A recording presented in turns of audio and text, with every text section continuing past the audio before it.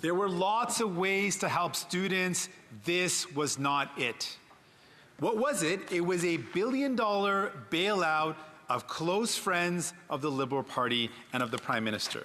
People with disabilities were told to wait for months before they got help. People who saw their CERB about to end were also told to wait. People who need help were told again and again to wait by this government. But when close friends of the Liberal government and close friends of the Prime Minister need help, they jumped in with nearly $1 billion bailout. Will the government admit that this wasn't about helping students, this was about helping their close friends? Well, Deputy Prime Minister. Mr. Speaker, I'll tell you what this government believes in. We understand that economic recessions and depressions pose a particular threat to young people, and that is why we acted swiftly to support young Canadians. And I want to say to all young Canadians, we will not allow you to be left behind. We will not allow you to be a lost generation.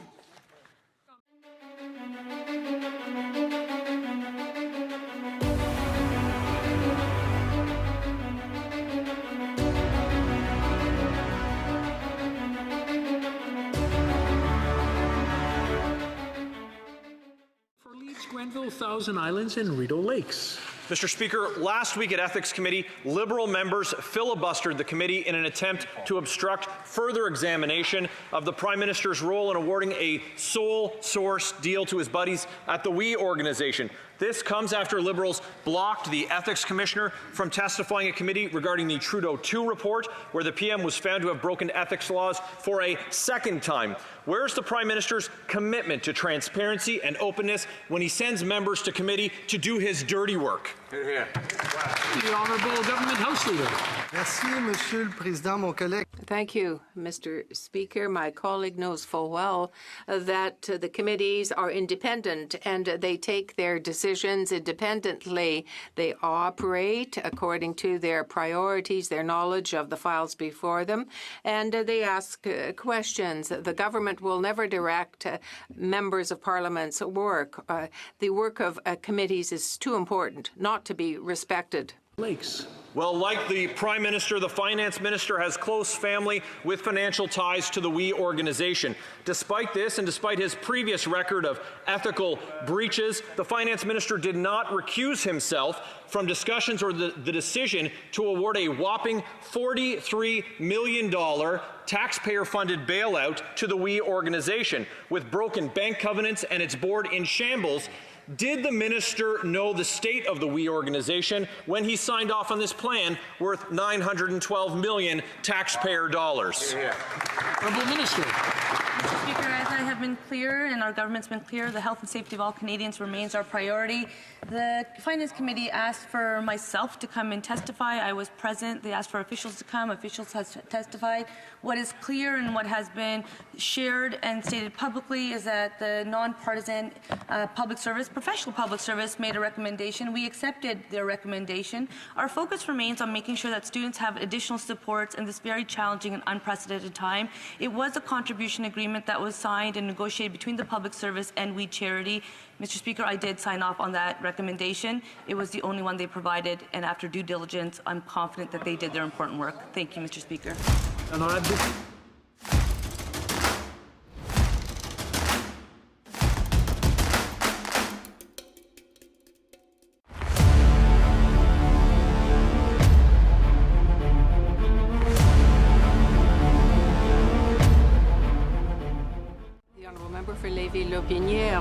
Friday on the 17th of June, the Liberals, rather July, systematically blocked at the Ethics Committee what was underway. But yet there was this tie between the Prime Minister and We Charity. This is something that should be looked at by the Ethics Commissioner. Mr. Speaker, if you allow me, I would just like to remind my colleague that there is a certain independence where the members of the committee can act independently. But on the government side, the members act independently. Perhaps the Conservatives do not. It's very important for the proper functioning of the House that committee members be independent and operate that way. The Honourable Member for Lotbinière-Lévis. Well, this new scandal is such that transparency is even more important with respect to the Prime Minister and his cabinet. Will the Prime Minister lift the veil and reveal all the truth to Canadians? The Honourable Minister. Mr. Speaker, as I said, that the intent was always to bring together students and an ability to access the bursary. As I have said to the committee when I was there, I was there because I was asked to appear. We asked the public service to make recommendations, and I accepted their recommendations. The Honourable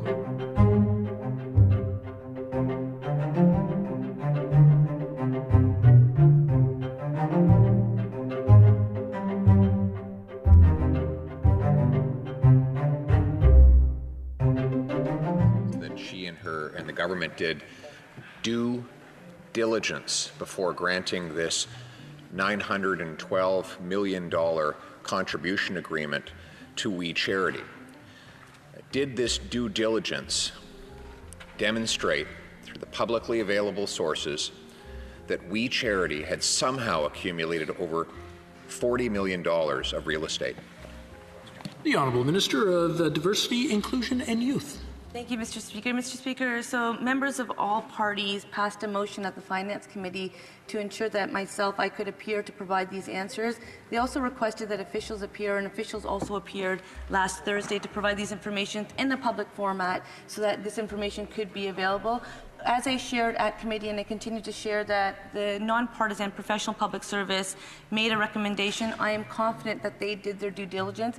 Any of the information that was shared with me from the public service, I shared at committee to ensure that Canadians and members could have those answers. It was a contribution agreement that was signed because our focus was on students and not-for-profits in this very challenging time.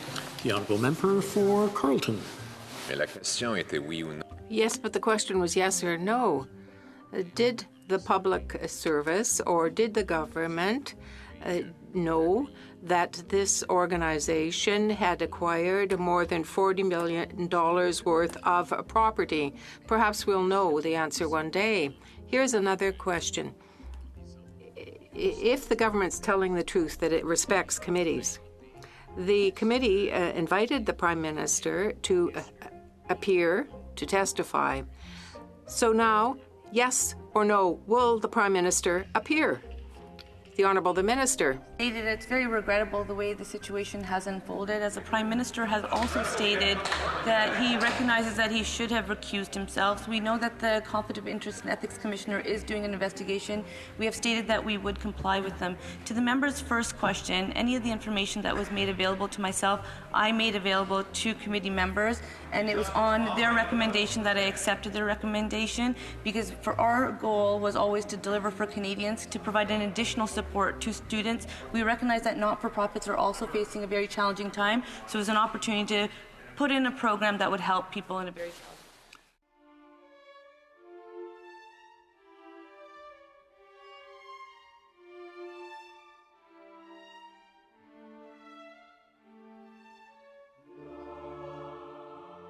time. Member for Rivière-du-Nord. In the midst of a pandemic, the government, the Prime Minister, creates a $900 million program without going to tender. It concludes that only that could be operated by those people who hire the Trudeau family. So is there a single member of cabinet who could explain to us how they got to the conclusion that We Charity was the only entity that could administer the program? The Honourable the Minister, as I explained to the Finance Committee, we had a vision for young people, for students, and we asked people to give us ideas. I'm confident about the work that was done. Recommendations were made. Questions were asked. I accepted their recommendations, and that is how we reached that decision, Mr. Speaker. The honourable member for Rivière-du-Nord. While we're in the midst of a pandemic, when we should be sure that the government is working for the common good, when we should be sure that only the public interest is what counts, the Prime Minister is working for his family and chums, $40 million rather, for an organization that hires his family with taxpayer money. Well, could the Prime Minister not step away, if he were sincere, from his position until the Ethics Commissioner's inquiry is finished? Unprecedented and challenging time, and we know that Canadians are hurting. We know that COVID-19 has impacted all Canadians, disproportionately impacting the most vulnerable, and students are no exception. The program we put out that was for students was a $9 billion program in support, including the creation of the Canada Emergency Student Benefit. We doubled Canada student grants for full and part-time students. We instituted a 6-month moratorium on Canada student loans. We increased funding for First Nations, Inuit, and Métis students purposing post-secondary. We announced 10,000 additional jobs for Canada Summer Jobs Program. A new investment of 100, that's right, Mr. Speaker, this is how much we've been doing. L'honorable député de Rivière-du-Loup. The honourable member for Rivière-du-Loup. Well, Mr. Speaker, I'm very happy. I come from Rivière-du-Loup. That doesn't even answer my question, Mr. Speaker.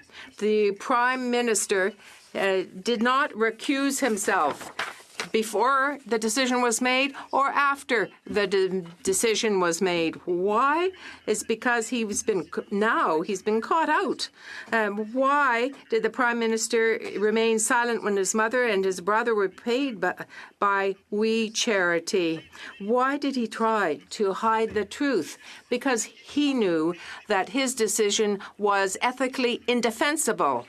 The Minister, on the contrary, Mr. Speaker, the Prime Minister said that he shouldn't have been there when we made the decision. He assumed responsibility for that. And the government wants to continue to ensure that programs are available there for students. And we want to know that Canadians have the resources they need now. And the young people are our leaders of today and tomorrow. During the pandemic, the Liberal government is here for all Canadians. We will work for all Canadians. Profit.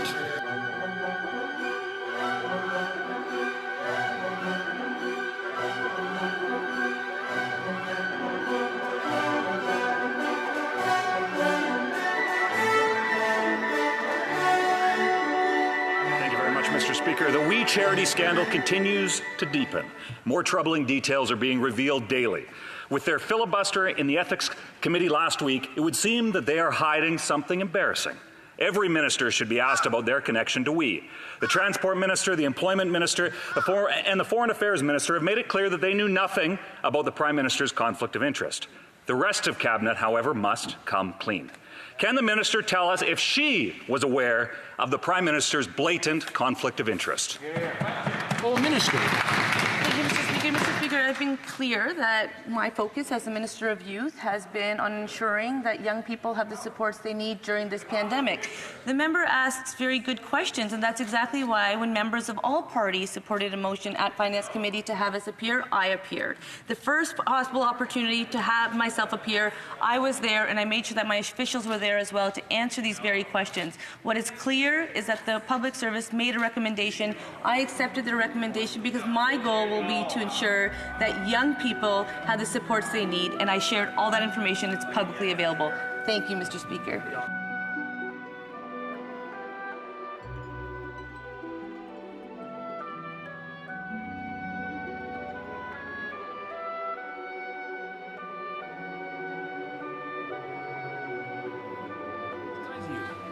Mr. Speaker, this Prime Minister does not believe that the rules apply to him.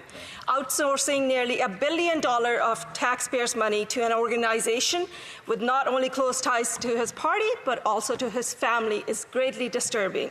It's always one set of rules for Liberals and another for everyone else. We've seen here today that the Liberals refuse to answer the questions we have about the scandal. When will the Prime Minister agree to testify at committee? Good question. The Honourable Minister. Mr. Speaker, the health and safety of Canadians is a shared responsibility, and that's why we continue to work day in, day out to ensure that those supports are available. Members of the Finance Committee, members of all parties of the Finance Committee asked me to appear, and I appeared. Officials appeared as well. And what officials also reiterated was that they made a recommendation based on the organization having the capacity to deliver this substantial program in the timeline needed. These questions have been answered, and we will continue assuring Canadians, reminding Canadians that we will be here to support them, and the Conservatives continue to do their tactics, but we will stay focused on them. Thank you, Mr. Speaker. Member for...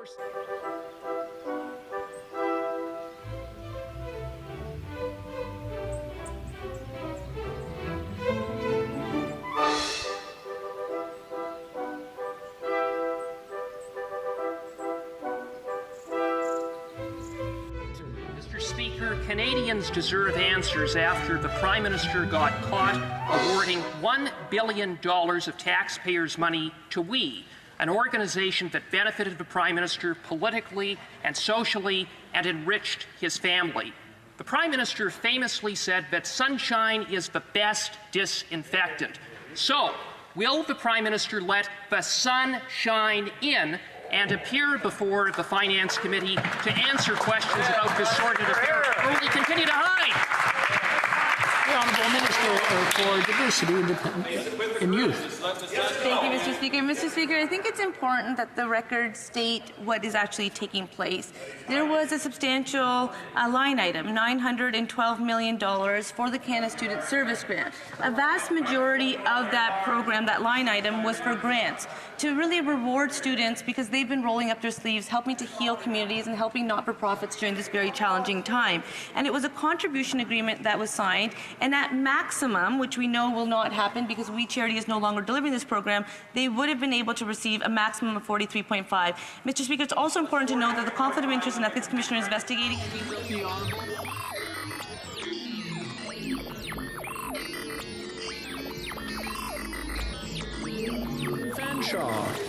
Mr. Speaker, once again, the Liberals are in trouble after handing over almost $1 billion contract to their friends at WE. Meanwhile, students have to wait to get paid for the time that they have already spent working in their communities. That was time given in good faith. During COVID, students are facing disruption in their studies and lack of employment opportunities. Their futures are at stake, but Liberals prefer keeping their wealthy friends wealthy instead of helping students to make ends meet. When will the Liberals put the future of students ahead of the interests of their friends and the well-connected? Mr. Speaker, I would like to share with the member, because she's obviously not seen the $9 billion student support program that we put forward. And so we announced $9 billion in support, including the creation of the Canada Emergency Student Benefit. We doubled Canada student grants for full and part-time students. We instituted a 6-month moratorium on Canada student loans. We increased funding for First Nations, Inuit, Métis students for post-secondary during this very challenging time. So we created an additional 10,000 additional jobs through the Canada Summer Jobs Program. Mr. Speaker, the list is long because we are here to ensure that there is a suite of programs to support students during this very challenging time. We will continue to ensure that they have those supports. Thank you, Mr. Speaker. The Honourable Member for Hamilton Centre. Canadians know that giving an apology is not the same as taking responsibility, yet the Liberals continue to refuse to take responsibility for this disturbing pattern of self-dealing that now sees the Prime Minister and the Finance Minister under an ethics investigation. It's as if the Liberals think the rules don't apply to them, that they get to do favors for their family, the wealthy and elite, and get away with it with the magic words, "I'm sorry," but that doesn't cut it. Mr. Speaker, will the Prime Minister finally take responsibility and agree to waive the Cabinet confidentiality, attend the Ethics Committee, and fully cooperate with the Ethics Commissioner investigation into the We Charity scandal? The Honourable Minister.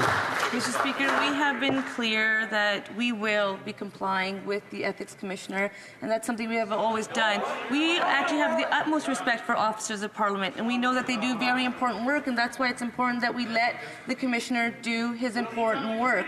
I think it's also important to note that our focus is on Canadians and delivering programs for them, and that's why we have put forward the Canada Emergency Student Benefit. We have put forward Canada Summer Jobs. We had made sure that these programs are actually modified to ensure that they are within the COVID-19 context, because we want to ensure the health and safety of all Canadians, including students. Yes, we will continue fighting for students. Thank you, Mr. Speaker.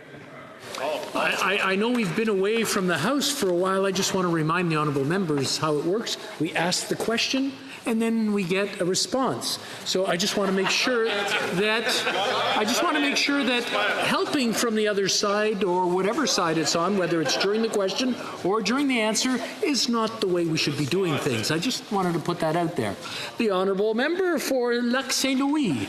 Speaker, my constituents in Lac St. Louis and Canadians across the country are eager to know when we can return to normal.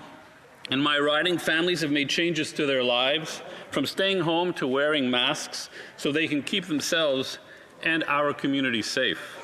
Recently, we heard the news that Medicago, a Quebec company, has been approved by Health Canada to begin clinical trials for a COVID-19 vaccine. Can the Minister please tell us the status of this research? Good question. Honourable Minister of Immigration. Merci, Monsieur le Président, et merci à mon collègue, le membre. Thank you very much. I'd like to thank my colleague for the question and all of his work. We know that it's essential to invest in research so that our best and brightest can find treatment methods and a possible vaccine. Canada approved the clinical trial for Medicago's COVID-19 vaccine in Canada. This is the first vaccine from a Canadian company to enter human trials, and we are pleased to support such important research in Canada. Thank you.